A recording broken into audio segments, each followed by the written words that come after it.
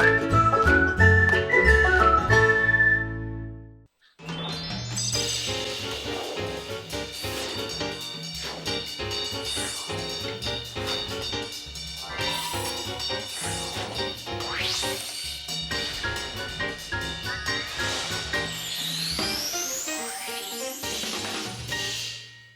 최신 경제 이슈를 자세히 뜯어보는 경제 언박싱 시간입니다. 예, 오늘은 FOMC 얘기 먼저 안 해볼 수가 없죠. 유창희 저 경제 전문가 모셨습니다. 안녕하세요. 네, 안녕하십니까? 네, 안녕하세요. 자, 밤사이 FOMC 결과가 나왔습니다. 네. 어떻게 보셨는지 좀 듣고 싶은데 예상처럼 일단은 베이비 스텝을 발표했고 네. 그런데 뉴욕 증시는 상승세로 돌아섰습니다. 네. 어떻게 좀 보셨습니까? 일단은 긍정적인 평가를 좀 많이 하고 있는 것 같아요. 네. 어찌되었든 0.25% 베이비 스텝으로 다시 회귀했다라는 거에 좀 점수를 많이 주는 것 같고요. 예상과도 맞았고. 네. 그리고 이제 파월 의장이 상당히 좀 비둘기적인 발언을 했다라고 보고 있는 것 같아요. 일단은 인플레이션, 그러니까 디스인플레이션이 좀 시작을 했다라고 언급을 했거든요. 네. 그러니까 시장에서는 이미 물가가 하락을 하고 있다, 빨리 하락을 하고 있기 때문에 잘하면 연말에 금리 인하할 수 있다라는 기대감을 가지면서 자산 시장이 올라왔다고 지난주에 말씀드렸는데 네. 파월이 그걸 인정해 준 것이죠. 그렇죠. 그러니까 이제 시장이 맞다라면 금리 인하도 가능하다 연말쯤에 이런 발언도 해줬어요. 이 부분에 대해서 시장은 상당히 좋게 발언을 했었고 다만 이제 인플레이션이 3% 이하라면 금리 인하가 가능하지만 아직은 모르겠다라는 부분들, 그러니까 속도 조절에 대해, 그러니까 물가에 대해서 하락하는 거에 대한 것은 인정을 했지만 네. 이게 가파를지 아니면 천천히 내려갈지는 아직 모르겠다라고 발언을 좀 해줬고요. 네. 네. 시장에서는 결국에는 금리를 한 번이든 두 번이든 더 올리는 건 의미가 없다. 결국엔 금리 인하를 할 것이다라는 것에 좀 포커스를 맞춰놓고 또 그 파월이 그 전에는 경기가 조금 안 좋을 수 있다라는 발언도 했는데 네. 이번에는 그런 부분들도 없었어요. 연착륙이 가능하다. 한마디로 금리 올려도 침체 업데이. 이양철 회장의 발언처럼 상당히 좀 자신감 있게 그런 발언한 것에 대해서 좋게 평가했는데 저는 마지막 발언에 대해서는 조금 고민을 해볼 필요가 있다고 생각을 좀 하고 있어요. 그러니까 어떤 발언인가요? 시장에서는 네. 크게 그 관심이 없는 것 같은데 네. 금융시장이 FOMC에 현재 긴축하고 있는 거에 대해서 반영을 해줘야 된다. 라고 발언을 해줬거든요. 근데 그 다음에 발언한 것이 다만 시장이, 그러니까 한마디로 지금 시장에서는 긴축이 먹히지 않는다는 거죠. 네, 금융시장 네. 올라오고 있으니까 네. 이 부분에 대해서 파월은 약간 조심해야 된다 발언을 했지만 반대로 또 시장이 맞다라면 또 그것도 인정해 주겠다라는 말을 하면서 그 말이 끝나면서 기자회견을 나갔거든요. 그래서 여기에 대해서 시장에서는 크게 개의치 않는 것 같은데 저는 이 부분은 한 번 정도는 고민해 볼 필요는 있다. 왜냐하면 FOMC가 어쨌든 긴축을 하고 있는데 네. 금융시장이 먼저 선 반영한 부분들에 대해서는 조금 예의주시하고 있다는 것이기 때문에 이것은 저는 개인적인 그런 생각이지만 아직은 좀 더 지켜봐야 되지 않을까. 이제 FOMC 회의가 끝났기 때문에 네. 이제 또 내일이나 또 다음 주부터 연준 의원들이 나와서 발언들을 많이 할 거거든요. 그렇죠. 거기에서 좀 힌트를 좀 얻어봐야 되지 않을까 판단하고 있습니다. 저는 그 부분을 좀 봐야 될 것 같은데 이 시장의 해석이라는 게 네. 굉장히 참 상황에 따라 틀릴 수 있다고 생각하는 게 그쵸. 오늘 지난밤에 다우존스 지수 산업지수 그 차트 보시면 중간에 엄청나게 서늘하게 막 빠졌다가 그쵸. 500포인트 빠졌다가 네. 갑자기 막판대에서 그런 발언들이 조금 해석을 달리하면서 쭉 올라와서 보합에 끝났단 말이에요. 네. 물론 나스닥 지수는 2% 3% 상승, 정도 3% 올라오고. 올랐고 뭐 이러니까 시장의 해석이 과연 상황에 따라서 이럴 땐 이러고 저럴 땐 저렇고 알 수가 없다는 생각이 자꾸 더 들었습니다. 그래서 변덕이 죽을 듯 예. 한다고 하는데 결국에는 어쨌든 최근에 기조는 글로벌 시장 자체가 좀 위험자산 선호 현상으로 갔었고 네. 그것이 FOMC에서도 상당히 좀 부정적인 발언들이 나올 거라 생각을 했는데 긍정적인 발언이 나오다 보니까 네. 조금은 더 1월달 강세장이 좀 2월달에도 이어질 수 있다는 기대감으로 좀 반영되고 있는 것 같습니다. 그렇군요. 네. 어쨌거나 추세 자체는 네. 이제는 그 남은 거는 앞으로는 금리를 인하하고 다시 이제 경기를 부양시키는 쪽으로 가는 가능성이 높아졌다는 걸 시장이 반영하고 있는 거잖아요. 그죠? 일단은 그렇게 좀 보고 있는 것 그렇죠. 같습니다. 그쪽으로 가능성이 열어주는 거잖아요. 네. 그렇게 되면 이제 우리가 여기서 얘기해 볼 수 있는 오늘의 테마는 네. 사실은 달러 달러 환율입니다. 네.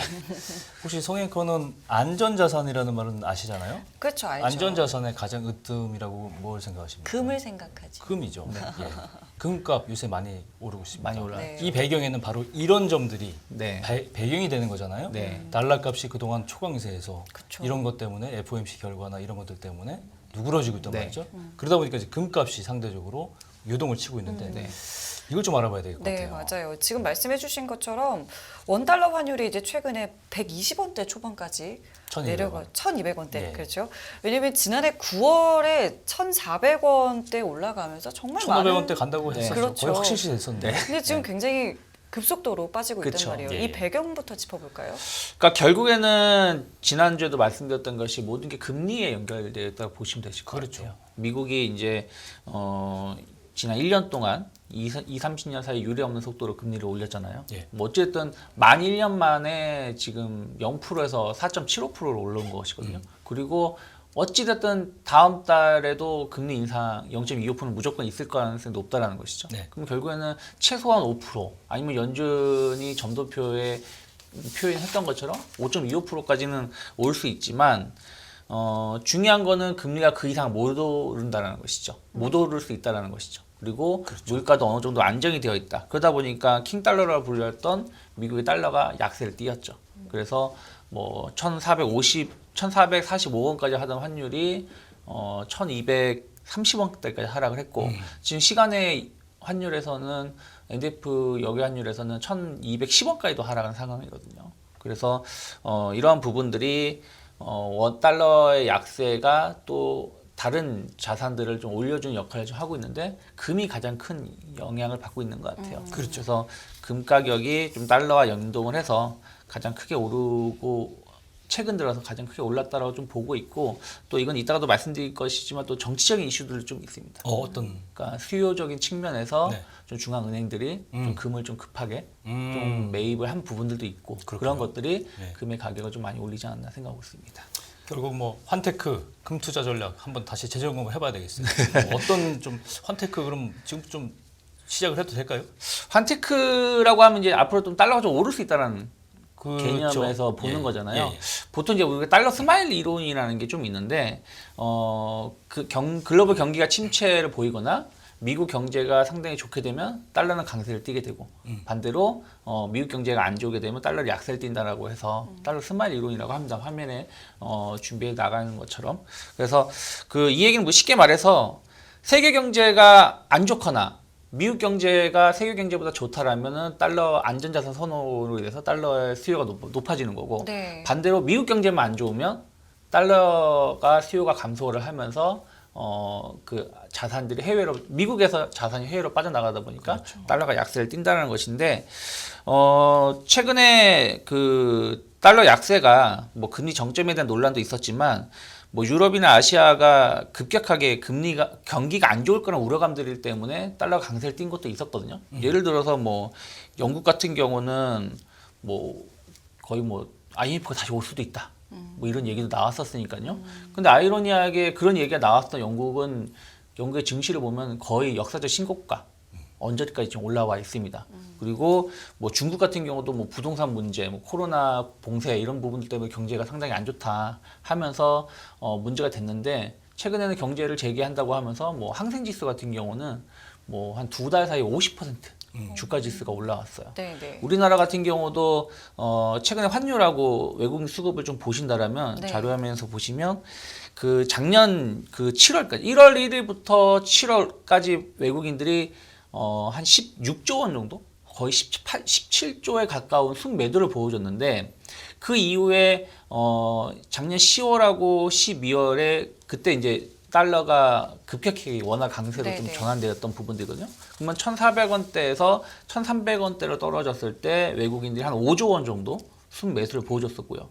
그리고 최근 들어서 또 외국인들이 1월 달에만 한 7조 원 정도 순매수를 보여줬는데 첫 번째 거는 달러가 강세에서 약세로 전환되면서 외국인들이 좀 매수를 보여준 것이고 두 번째 최근 1월 달 매수는 앞으로 금리가 좀 이제 못 오를 것이다. 금리가 좀 낮아질 수 있다는 기대감으로 외국인들이 선침해를 보여준 것이죠. 그러면 금리가 낮아질 수 있다는 것은 또 달러가 약세를 좀 띌 수 있다는 부분들에 대한 어떤 기대감으로 선침해가 보여준 것인데, 다만 이제 여기서 이제 계속해서 달러가 계속 약세를 띠고 원화가 강세를 띌 것이냐, 저는 그건 좀 고민해 볼 필요가 있다고 생각을 좀 하고 있어요. 왜 그러냐면 과거에 원화하고 달러의 그 밴드 자체가 1,050원대에서 1,200원대에서 움직였다라면 좀 그 작년부터 좀 예상하는 게 전문가들이 1,150원에서 1,350원 정도가 될 것이다. 그러니까 한 100원 정도 밴드가 좀 높아질 것이라는 좀 전망이 좀 있고요. 그리고 또 하나는 그 어저께인가요? 그 그 수지가 발표를 됐는데 1월 달에 무역 적자가 126억 달러 나왔어요. 그리고 수출이 16.6% 감소한 결과가 나왔는데 작년 1년 동안 무역 적자가 485억 달러였거든요. 네. 근데 그거에 대한 25%가 1월 달에만 발생을 한 거라는 것이죠. 그러면 환율은 뭐 외부 변수도 있지만 국내 경기라든지 경제 변수도 상당히 중요한 게 차지를 하는데 무역 적자가 계속 좀 심화가 되고 있고 또 그 적자가 되는 게 수출 감소인데 수출 감소의 상당 부분 차지하는 게 반도체라는 것이죠. 그렇죠. 그럼 반도체 업황이 빠르게 회복되지 않는다라면 무역 적자가 작년보다 좀 높아질 수 있고 한국 경제가 좀 안 좋아질 수 있다는 계속 조금 둔화될 수 있다는 우려감들이 좀 있기 때문에 원화 강세가 더 나오기는 쉽지 않을 수도 있다는 것이죠. 의외로 만약에 무역 적자가 2월 달에도 좀 심화가 된다라면 원화 약세도 뛸 수 있기 때문에 한 1,200원 이하로 간다라면 뭐 1,200원 초반 혹은 1,200원 이하로 간다라면 조금은 환테크라고 해서 달러를 조금 매수를 해주시는 것도 나쁘지 않을 수도 있다 생각하고 있는데, 다만 이제 환테크라고들 많이 하는데 이게 일반 사람들은 뭐 달러 예금도 있고 그렇죠. 혹은 아예 달러 환전하는 부분들도 있는데 이게 은행 가보시면 아시겠지만 달러 매수 가격 매입 가격, 매도 가격이 다 달라요. 네네. 그 수수료 한 수수료. 50원, 예. 60원 차이가 나요. 스스로 생각하면 그렇죠. 사실은 마진이 실질적으로 마진이 별로 쉽게 나오기가 어려운데 맞아요. 예. 약간 저는 그러면 여기서 약간 편법을 쓴다면 증권사 계좌 중에서 네. 해외 주식 계좌를 만드시면은 그 외화를 환전할 수 있는 부분들이 좀 있거든요. 그렇군요. 그 해외 투자를 안 하더라도 환전을 할 수가 있는데 여기서 환전 수수료가 거의 5원에서 10원 정도, 5대 수수료가 그 이하입니다. 그래서 만약에 환투자를 하신다라면 뭐 이런 부분들을 활용해서 하시는 것도 하나의 팁이 되지 않을까 판단하고 있습니다. 근데 평론가님 말씀은 지금 환테크를 적극적으로 할 때는 아니다라는 저는 그렇게 해석이 됩니다. 네, 뭐 굳이 네. 적극적으로 할 방향성이 조금 네, 아직은 방향성을 좀 예. 확인하고 예. 아직은 일단은 워낙 강세 흐름이기 때문에 그렇죠. 좀 확인을 하면서 하시는 게 좋지 않을까. 예. 네. 자, 그럼 이번에 저희 금 이야기 해볼까요? 네. 금 가격 상승세가 심상치 않다라고 하는데 지금 어느 정도 추세로 올라가고 있는 건가요?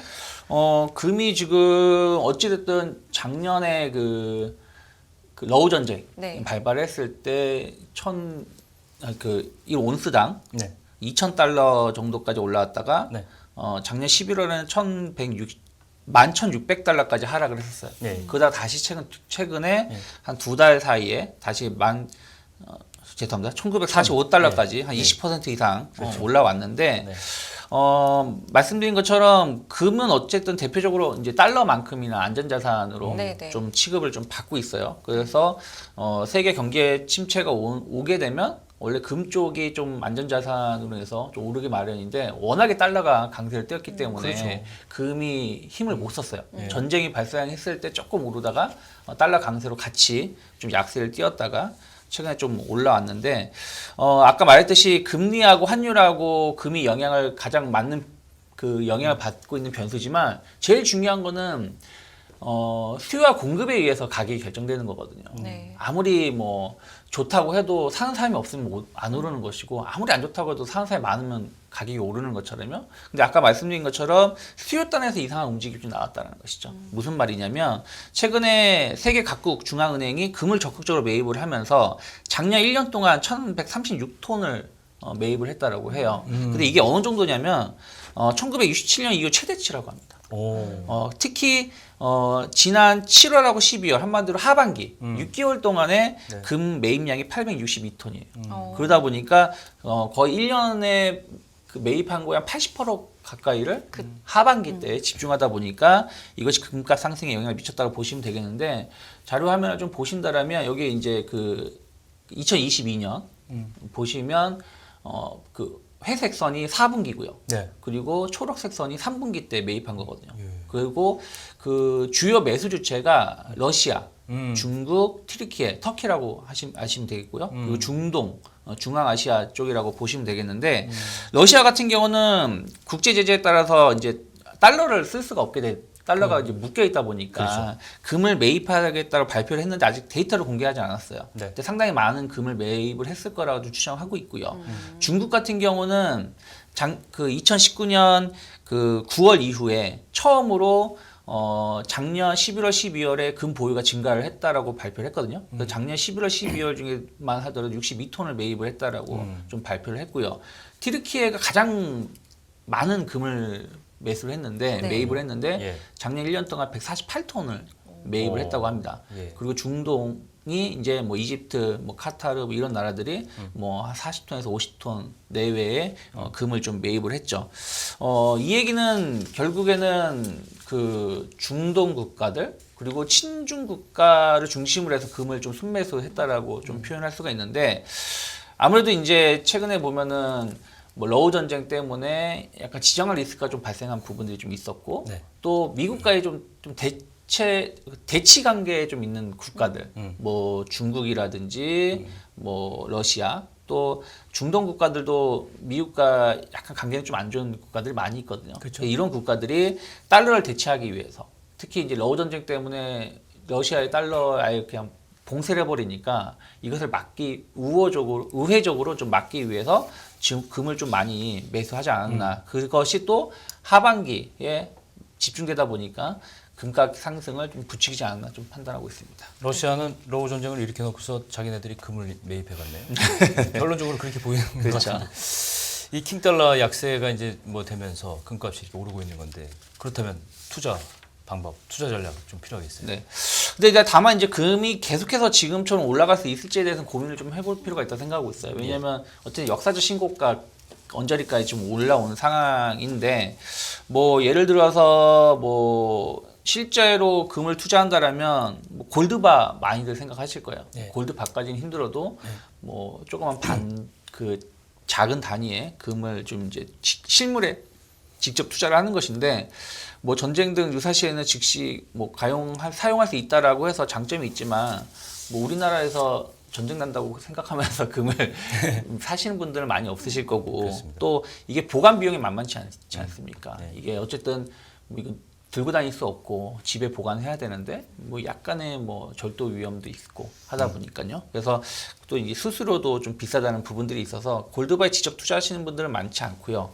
최근에는 뭐 이를 보완하기 위해서 KRX 금선물 거래소라는 게 있기 때문에 이를 통해서 뭐 소액 투자도 좀 많이 할 수가 있고 또 각종 세금 면제 혜택도 크기 때문에 만약에 금 투자를 하신다면 이런 부분들을 활용하시는 것도 나쁘지 않다 생각을 좀 하고 있고요. 네. 그리고 이제 비슷한 개념에서의 금 ETF도 투자를 좀 많이 합니다. 그래서 금 ETF도 금 가격에 연동해서 변동을 주고 또 세금 혜택이라든지 뭐 이런 부분들이 좀 있기 때문에 저는 좀 대안주로 좀 투자해 볼 수 있다 생각하고 있고요. 반대로 이제 금 펀드 같은 경우도 있는데 금 펀드 같은 경우는 금만 딱 그 투자를 하는 게 아니라 다른 귀금속도 투자를 하거든요. 그러다 보니까 금 가격이 많이 올랐다고 해서 금 펀드의 수익률도 좀 높아지겠지만 그 비례해서 높아지지는 않는 경우가 많이 있습니다. 그렇군요. 그래서 금 펀드에 대한 투자는 조금은 실제 금 가격 상승하고의 수익률의 괴리가 좀 있을 수 있다라는 것은 참고하실 필요가 있지 않을까 판단하고 있습니다. 네. 자, 그리고 조금 전에 우리 환율이 지금 원달러 환율이 하락하고 있다고 했는데 네. 여기에 따른 또 수혜주도 있을 거 아니에요? 이 네. 부분도 짧게 좀 말씀을 네, 뭐 부탁드릴게요. 과거에는 뭐 원화 강세를 띠면은 강세 수혜주, 원화 약세를 띠면 또 약세 수혜 수출주들이 네, 뭐 네. 수혜를 입을 수 있다고 하는데 요즘에는 그 예전만큼 막 수혜주, 피해주를 많이 꾸준히 보고 있지는 않는 것 같아요. 경제 환경이 좀 변화가 되다 네. 보니까요. 하지만 음식료 업종 같은 경우는 작년에 러우 전쟁 때문에 곡물 가격이 엄청 올라왔었는데 그게 다 그 전을 해결했거든요. 네. 그리고 반면에 가격은 엄청 많이 올렸어요. 네. 근데 곡물 가격은 이미 가격을 회귀를 했고 또 대부분 다 수입을 해서 재가공해서 판매를 하기 때문에 그러면은 워낙 강세를 띠게 되면 수입하게 되는 금액도 떨어지게 되겠죠. 그렇죠. 그러니까 수익성이 상당히 좋게 발생할 수 있는 부분들이 좀 있어요. 그래서 음식 업종군들에 대해서는 조금 더 계속해서 관심 있게 좀 볼 수 있지 않을까 생각하고 있고 네.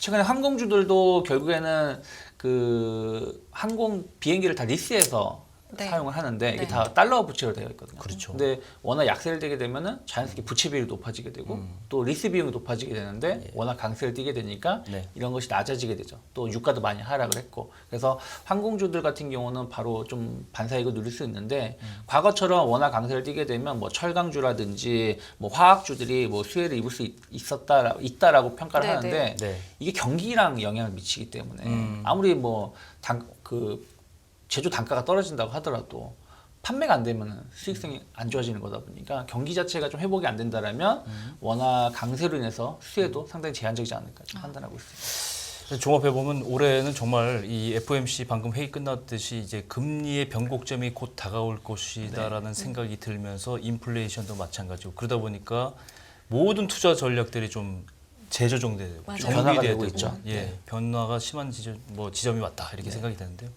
유창희 평론가님이 앞으로 좀 계속해서 투자 전략에 대해서 많이 좀 들려주시면 좋겠습니다. 네, 좀 더 노력하겠습니다. 오늘 말씀 감사합니다. 네, 고맙습니다. 고맙습니다. 예, 깊이가 다른 경제 뉴스 연합뉴스 경제TV 경제 언박싱 오늘은 여기서 인사를 드리도록 하겠습니다. 네, 시청해주신 여러분 감사드리고요. 저희는 내일 이 시간에 다시 찾아뵙겠습니다. 네, 지금까지 김경훈 성유미였습니다. 고맙습니다. 고맙습니다.